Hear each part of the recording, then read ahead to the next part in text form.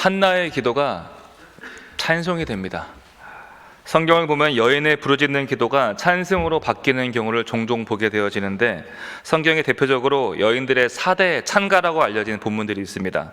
먼저 출애굽 15장 모세의 누이 미리암의 노래가 있고, 그리고 사사기 5장에 드보라의 찬양이 있습니다. 그리고 오늘 읽은 한나의 찬양이 있고, 마지막으로 누가복음 1장에 마리아의 찬가가 있습니다. 여러분, 이렇게 알게 되었으니 오늘 이 찬송의 4개의 찬송 본문을 함께 덩달아 읽으시면은 이 찬송의 주인공들과 함께 찬송으로 충만해지실 것입니다. 그런데 이 여인들의 삶을 보면은 그 누구 하나 쉬운 삶이 없습니다. 그러나 그 아픔과 그 부르짖음이 찬송으로 바뀌어지게 되었다는 것, 그것이 시간이 지나서 자연스럽게 찬송이 나오는 것이 아니라 하나님께서 그들의 눈물을 찬송으로 바꾸어 주셨다는 것, 우리는 성경을 통해서 그걸 확인하는 것이고, 이러한 성경의 증언이 오늘로 우리에게 기도하게 하는 것입니다. 한나는 통곡했습니다. 애통하며 하나님께 기도했습니다. 그리고 그 기도는 응답됩니다. 그러나 한나가 겪어야 될 또 하나의 아픔이 찾아옵니다. 바로 서원을 지켜야 하는 것이죠. 한나는 서원했던 대로 아들 사무엘을 성전으로 데려가는 것이, 그 여정이 정말로 쉽지 않았을 것입니다.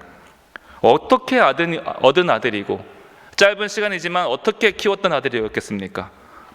아이를 보는 하루하루가 얼마나 기뻤을까? 또 아이를 하루하루 볼 때마다 헤어질 날이 가까이 다가오고 있으니 그 슬픔이 얼마나 컸을까? 젖을 떼기가 무섭게 헤어진다는 것은 어머니에게 있어서 정말로 어려운 일이죠. 그럼에도 불구하고 한나는 어린 아들을 데리고 성전으로 올라갑니다. 그럴 수 있었던 것은, 인생은 기쁨을 찾았던 한나는 기쁨이란 하나님께로부터 비롯된다는 것을 깨달았기 때문입니다. 아이를 갖게 된 기쁨도 하나님이 주신 것이고, 그 아이가 하나님께 드려지며 하나님을 위한 인생으로 살게 될 터이니, 그 존재 자체가 하나님을 위한 인생으로 살게 될 터이니, 다시 말하면 하나님께서 주신 것을 하나님께로 돌려드리는 것이 그 기쁨이다라는 것을 한나는 깨달았다는 것이죠. 우리는 한나가 아이가 내 곁에 있으나 떨어져 있으나에 상관없이 하나님을 찬송하는 여인으로 변모되어 가는 것을 오늘 성경을 통해서 읽게 되었습니다. 아주 놀라운 신앙의 성숙이죠.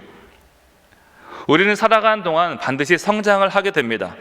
다양한 경험을 통해서, 또한 사람과의 만남을 통해서 우리는 자라나게 되어집니다. 공자는 3명 중 1명에게는 반드시 배울 것이 있다고 했는데, 살아보니 어떠합니까? 그렇지 않죠. 3사람 모두에게 배울 것이 있습니다. 살아보니 누구 하나 나보다 못한 사람이 없고 다 배울 게 있는 사람이라는 것이죠. 이렇게 우리는 다양한 경험을 통해서, 다양한 만남을 통해서 배우게 되어지고 성장하게 되어집니다. 그러나 성숙은 언제 일어납니까? 성숙은 이러한 경험을 통해서가 아니라 나 자신을 보게 되어지고 나 자신을 알아감을 통해서 성숙할 수 있게 됩니다. 내가 어떤 사람인지, 내가 얼마나 부족하고 내가 얼마나 연약한지를 알아가고, 얼마나 내 자신이 질그릇같이 부족한 사람인지를 알게 되면서 우리는 성숙해 간다는 것이죠. 그런 면에서 성장과 성숙은 확연히 다릅니다. 성장은 질문을 통해서 이루어집니다. 질문이 많아지고 그 질문을 찾아가면서 우리는 사람을 성장하게 됩니다. 그러나 성숙은 언제 일어납니까? 질문을 그치고 침묵할 때 비로소 성숙의 단계로 나아가게 되어지는 것이죠.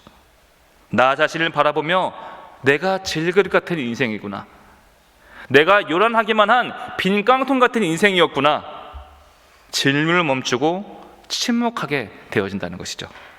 그러니 연약함을 붙들어줄 하나님을 의지해야 함을 알아가야 되는 것, 내가 빈 깡통 같은 인생이니 나의 부족함을 채워줄 하나님을 찾아야 함을 알게 되는 것, 이것이 바로 성숙의 과정이고 완숙을 넘어 성화의 과정으로 나아가는 것입니다.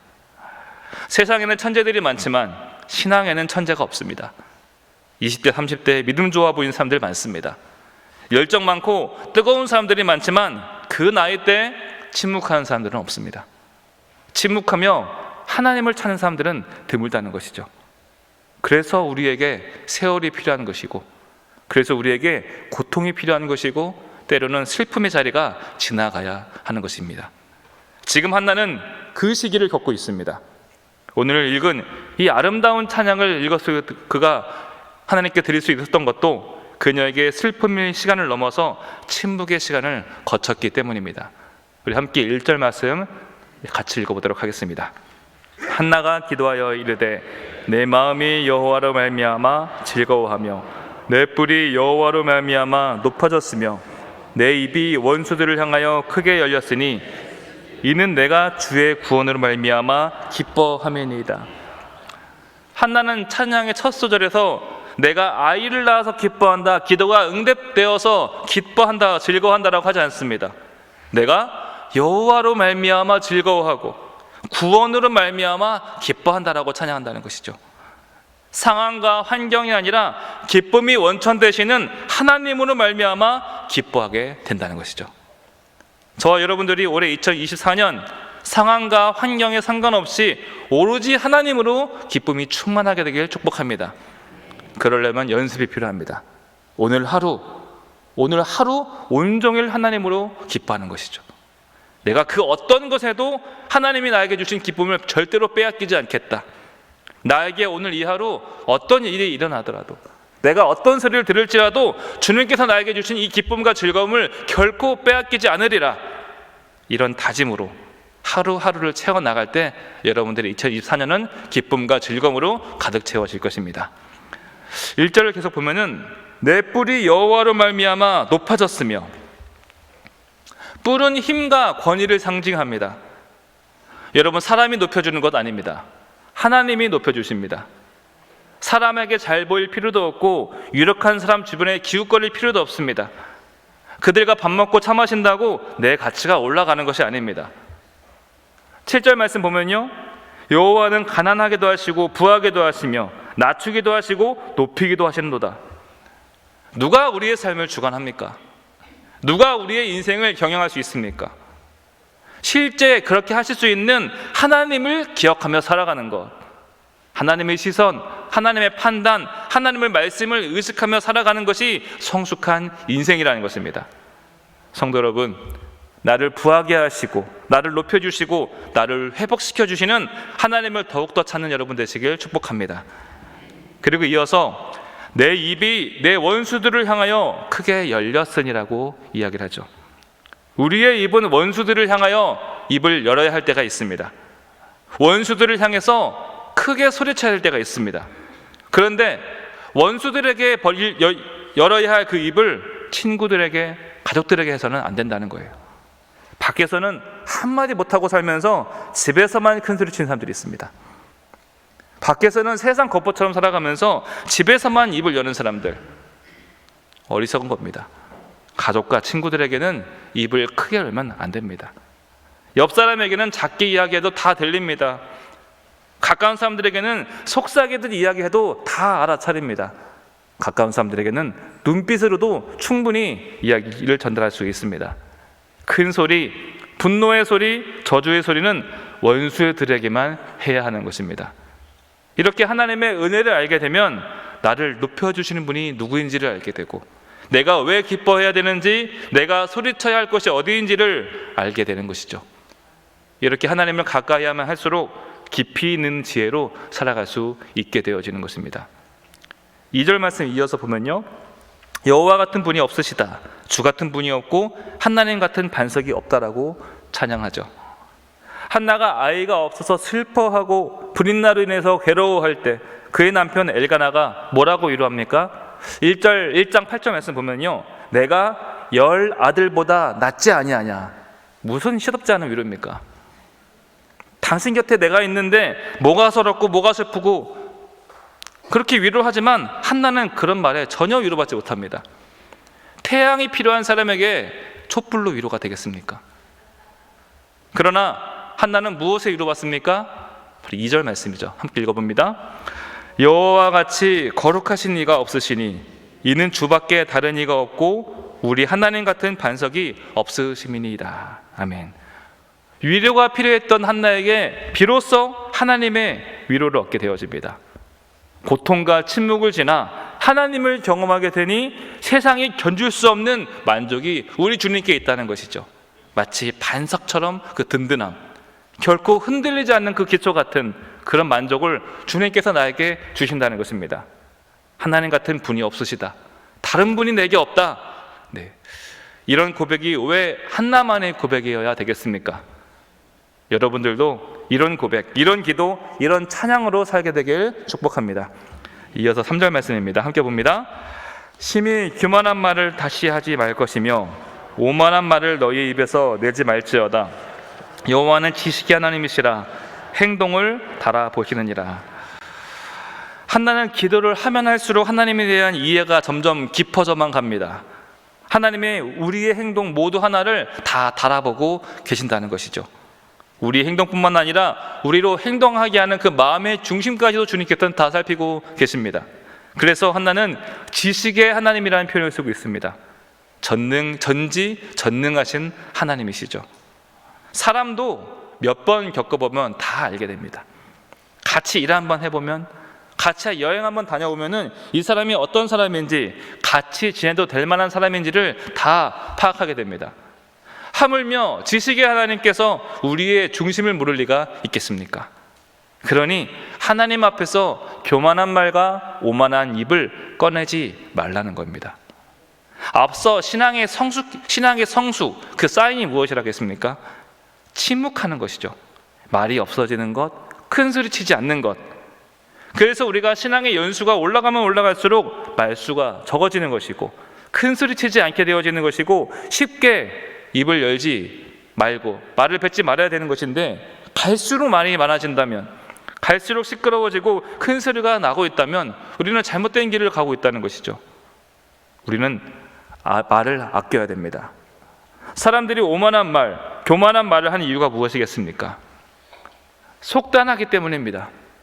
성급한 판단으로 내가 다 안다라고 생각을 하고 있기 때문에 교만한 말을 서슴지 않고 내뱉는 것입니다. 그러나 나를 바라볼 줄 아는 사람이 침묵하게 되는 이유가 무엇이겠습니까?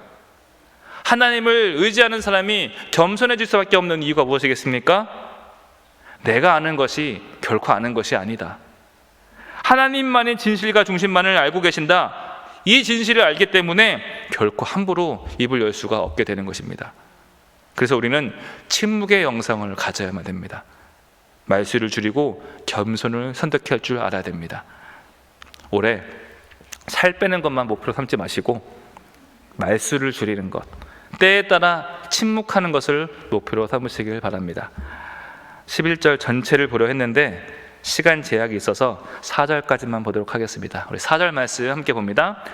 용사의 활은 꺾이고 넘어진 자는 힘으로 띠를 띠도다. 우리 인생 넘어진 자리 같을 때가 있습니다. 무력감에서 나오지 못할 때가 있습니다. 그러나 늘 그 자리겠습니까?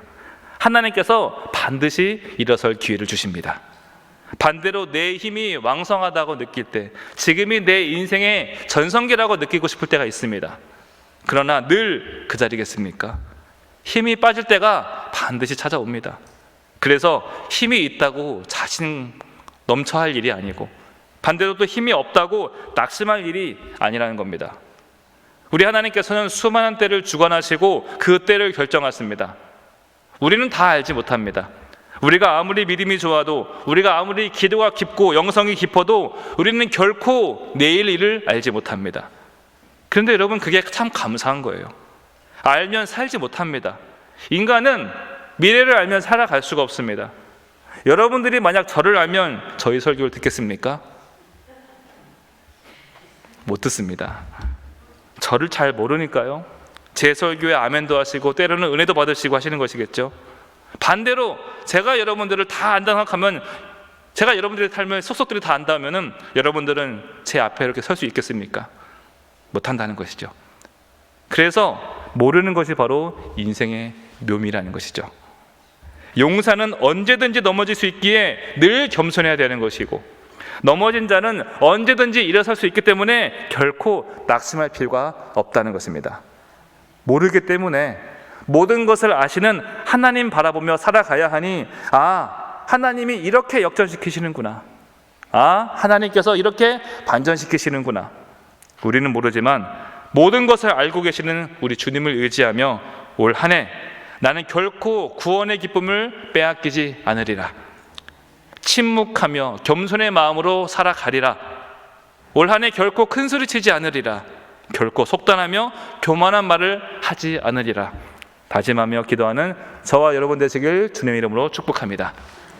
말씀 기억하면서 함께 기도하도록 하겠습니다. 하나님, 오늘 하루 주님이 주신 기쁨으로 즐거움으로 가득 채워 주시옵소서. 그리고 나를 높여 주시옵소서. 나를 회복시켜 주시옵소서. 주 같은 분 없으시니 나를 위로하여 주시옵소서. 함께 기도하도록 하겠습니다. 하나님 아버지, 하나가 기도했던 것처럼 주님께서 우리에게 주셨던 놀라운 기쁨이 있습니다. 놀라운 즐거움이 있습니다. 놀라운 감사와 축복이 있습니다. 그것을 기억하면서 결코 나에게 주신 큰 기쁨과 은혜를 놓치지 않게 하여 주시옵소서. 아버지, 높이기도 하시고 낮추기도 하시고 부하기도 하시고 하나님께 낮추시기도 하시는 하나님이시오니 그 모든 것을 할 수 있으시는 주님께 간구하오니 주님이여 나를 높여 주시옵소서. 나를 낮게 하여 주시옵시고 나를 회복시켜 주시옵소서. 주 같은 분 없으시니 나를 위로하여 주시옵소서. 주님의 은혜 가운데 살아가는 올 한 해가 되게 하여 주시옵시고 주님의 그 은혜와 주님의 그 힘과 능력으로 살아가는 오늘 이 하루가 되게 하여 주시옵소서.